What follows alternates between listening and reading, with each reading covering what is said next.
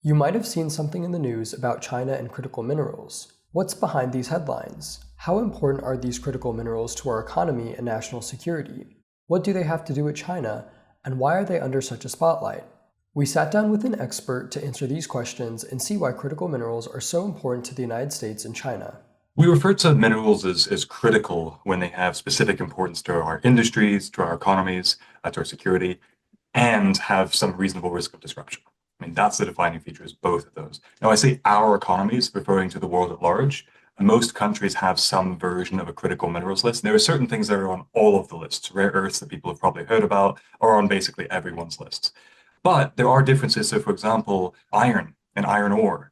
The US doesn't list as critical because it's a pretty readily available commodity for us. China does list iron and iron ore as a strategic or critical mineral. Now, when we talk about critical minerals in the US and today specifically, we're often talking about specific vulnerabilities we face vis-a-vis China. And that's because a large part of the US China trade and economic tensions we faced in recent years have led to these tit for tat export controls and other disruptive retaliatory policies. And the issue there is that you can get a lot of rare earths from a lot of places, but you can't necessarily process them into anything useful. We depend critically on Chinese manufacturing and processing capabilities, both the technology and the scale for affordability. There are differences between getting something out of the ground, processing it into something useful, and then a final good into which it actually goes. And there can be disruptions or choke points at any point in that production chain, many dozens of steps long. They affect so many different types of interests, from energy to industry, consumer goods, security, etc. One example, to make it more concrete, magnets, permanent rare earth magnets. They can be used in motors for vehicles, turbines for power generation, or maybe the earbud you might be using to listen to this right now. Most of those use materials specifically produced, processed in China using Chinese processing technologies. Right? And there are ways to do it outside of China in some cases, and not in all cases, and in no case at a comparable cost level. Clearly, critical minerals play an important role in the economy and our daily lives. But let's take a step back. How did the United States come to heavily rely on China for them? Because for a long time, it was a good deal. When you're less afraid of the other, when there's less of a perceived risk, it made sense. I mean, the amount of money that the US has not had to spend, the amount of environmental degradation it has not had to bear. And so value both societally and economically that can be spent on other interests like investing in AI. For China's stage of development for the last 40 years, it has made sense to start building up those capabilities on everything from natural resource extraction, processing, starting to make magnets, which make more money, starting to make motors, which make even more money, starting to make electric vehicles, which make a lot more money, moving up the production chain, the value chain that way. And the US, meanwhile, oil and gas and autos and other industries that the US has typically dominated or been very, very strong in at the very least, they can take those Chinese inputs and make a lot of money because they don't have to pay for those inputs at nearly the rate they would if we were producing it domestically, right? It's a scale issue, it's a technology issue. China's built specialization in it. That's how trade works. And that's how specifically trade between actors at different stages of economic development work. China has upgraded very, very, very quickly. It is not at a stage of development where it wants to be the supplier of upstream stuff to other people's valuable industries. It wants those valuable industries for itself, and it's largely created them. The solar, battery, and EV supply chains, they are Chinese because China built them faster than anyone else. And yes, there are Western technologies that were licensed. There's accusations of cases of IP theft. There's all this messy history, right? At the end of the day, the commercial manufacturing is Chinese. The process tech engineering is Chinese. There are legitimate questions historically about sourcing, but at this stage, there's no question that it's not just running on subsidies. These industries are the best in the world now. That causes tensions where the US now wants to have, say, an automotive industry that's comparably strong. And the reality is that electric vehicles are the future of the global auto industry, whether or not they are in the US. And who dominates the electric vehicle industry? China. Why? Largely because of these supply chain advantages that they've doubled down on and then built on top of with batteries and then EV capabilities themselves. They're all rooted in that same basis. And that's how you see China building what eventually became leverage, was really domestic development, and then became leverage once conflict arose economically. And for the US was a very nice deal that then became a dependence that we have to reevaluate our risk calculus around. If sourcing critical minerals from China was a good deal for the United States, why are they such a tense topic now? In my view, the US and Chinese governments view themselves as acting defensively, right? That is a central point of tension. Today, the US, for example, sees the need to restrict China's access to the best chips, the NVIDIA and other chips coming out of the US. Why?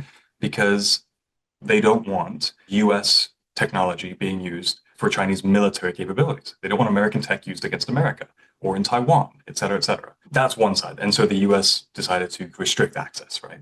For China, they don't see that as just a kind of policy tweak for the US security. What they see that as is China needs the trade. China needs the chips that it's buying, openly on the market.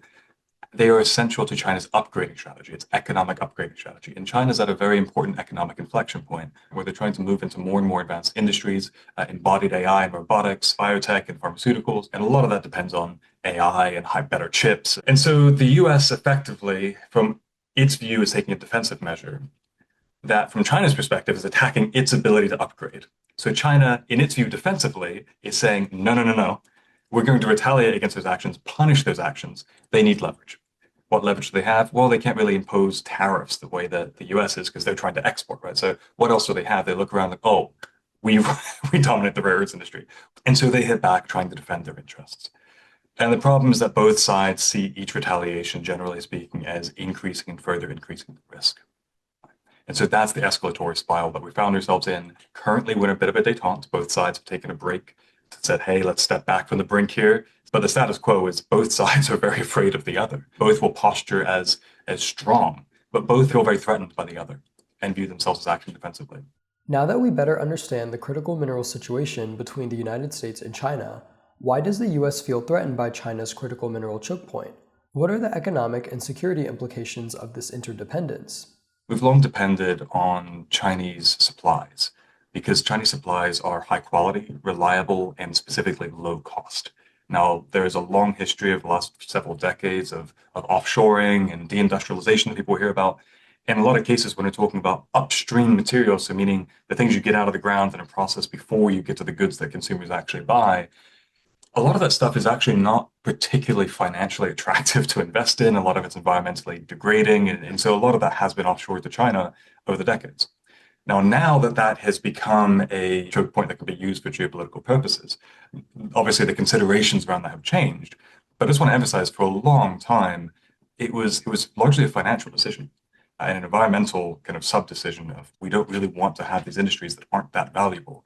We want to focus on the downstream, the final goods that are actually more attractive and less dirty. Let China make the upstream, we get it at low cost. That is a path dependence that is still baked in. So a lot of American companies, global companies, still buy Chinese supplies of processed critical minerals because they're available and low cost, right? And we don't bear the consequences. On the flip side, now you also have Chinese industries and Chinese localities, local governments who depend on certain industries, processing and metal making and other industries, for revenue, for employment, for growth, right? And so that's where you do see there's a financial dependent on exports in a lot of these upstream industries, because again, they're not the most valuable, they're strategically valuable, but not the most financially attractive industries. And so you really want to get the most bang for your buck. And so a lot of the way that these Chinese upstream companies work is through heavy exports, right? And of course, that causes its own trade tensions, right? But also means there's a vulnerability on the flip side. A lot of these industries have outsized strategic impact, but they're not actually that big. The entire rare earths industry last year was about the size of a typical mid-sized Midwestern bank in the US. That's the entire industry. It's a few billion, right? Now, of course, those products flow into industries that are worth hundreds of billions of dollars, and they're critical. You can't have the downstream without those upstream. But that upstream industry is not actually that big. And so it's very easy to kind of weather those costs. It is much more of an issue, like lithium, for example, and all our batteries. Cutting off exports of lithium would be a very, very big deal financially and economically for China as well, which is why I think it has not been one of the first things that we've seen. So that's all on the financial and industry side. The possibly bigger piece, the looming piece here, is security. And I'm talking about national security, military supplies. If you asked any political leader anywhere in the world, I doubt any would openly say that they want their country to depend on a potential adversary for any critical inputs, right? Anywhere in the production chain. No one wants that in principle. But for a long time, we have absolutely used metals and minerals from all over the place, including China, including Russia, in our supply chains. Now, one, these supply chains are very complicated. So sometimes we just don't even know where the original material is coming from. Traceability is very, very imperfect, right? But two, the cost impacts really do matter. And when you can get a rare earth for the last 20 years at reasonable cost, and you don't perceive China as actively about to enter a kinetic conflict with you, the risk is relatively balanced. It might be worth not buying necessarily batteries from China, but certainly getting certain materials that you use to make batteries, right? Now, in the current context, it's very clear that Washington feels more threatened by China. Its technical capabilities, its choke point dominance, its upgrading in various ways, the US feels threatened by China. In that context, suddenly we're reevaluating the risk calculus around depending on Chinese goods. And so the Pentagon, for example, is working diligently to make sure that all Chinese, Russian, and other supplies are completely out of the military supply chain by 2030. Ideally, no contracting of those materials by 2027. They're trying to achieve now. We don't even know if it's possible, just to put it in perspective, but that's what they're trying to do. Then you come to the bigger question, though, of okay, it makes sense for the military. What about the commercial side? How much more do you want to pay for goods that are identical, but just not from China? How much more do you want to pay for not from China if it's the same good? How much financial loss to companies is acceptable? How much more consumers should pay is acceptable? This is not to be a leading rhetorical question. It's a practical one that we're basically having to answer right now. Do you just replace the military supplies, which I think everyone's on board with, or do you try to decouple more broadly? To what extent? Right. So those are just a few of the factors, and you can't really separate them. It's part and parcel of the same conversations around de-risking. These are quite important questions to consider, especially for policymakers. It seems like the US is trying to turn down its dependence on China for critical mineral inputs. But how attainable would that be, and what would that look like? We already have started to see some supply of most of the things that we want to see diversified. We have a lot of light rare earths and a little bit of heavy rare earth supply coming online through partnership between the US and Brazil. And this is a corporate partnership that obviously supports broader national interests. And so the question of how much you want to bring online in what time period is the real question. It's not whether you can have any, it's how much at what cost. I think it's totally achievable in some reasonable amount of time to completely de-China a military supply chain. I do not think it's attainable at any remotely reasonable cost or time horizon to completely de-China the broader commercial ecosystem. So the question is, where within those extremes do you want to sit? But to completely decouple, and I just want to emphasize the difference between de-risk is literally just bring down the risk. Decouple means we completely excise China from certain supply chains. And I just don't see that as worth it, frankly. If you really want to decouple just rare earths, we're talking hundreds of billions of dollars, and that's one of the critical metals. Probably the most important, but one of them.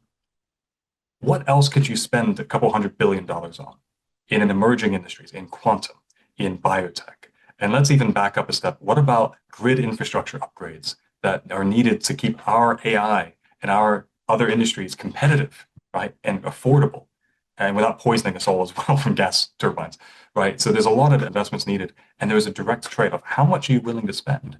And the answer to me is enough to secure national security, but not enough to completely preclude other investments I view as absolutely essential to American security and competitiveness in the future. And I think over-indexing on a risk misses those opportunities. And the other piece is when someone controls 80, 90% of your supply of something, we would all call that leverage. If there is a tension, we'd call it leverage, right? We don't even like when a European ally has 90% of supply of something. We don't even like that, and there's no risk of war with them. We just don't like that. What about 30%? I mean, that's significant, but is it really going to cut off your industry? Is that really a leverage point? At that point, it probably hurts them as much as us, right? And so there is a balance point somewhere. How much is enough? And the only way to be principled about that, in my view, is to have a clear sense of the trade-offs. It's easy to say, eliminate the risk here, but that completely misses the question of what are the costs elsewhere. My concern is that in 5 or 10 years, China's building out new materials, new aerospace alloys, new biotech, new quantum capabilities, and the US is left behind. I mean, I know that might sound ridiculous to people who, historically, the US has been so far ahead on a lot of technology. When you're building at the pace that China's building, it might only take a decade for that switch to flip. And what I do not want to see is the US underinvest now and get terrified 10 years down the line. We have a decision to make right now about where we invest, and I don't want to see us over-index on fixing past mistakes at the cost of making further future mistakes.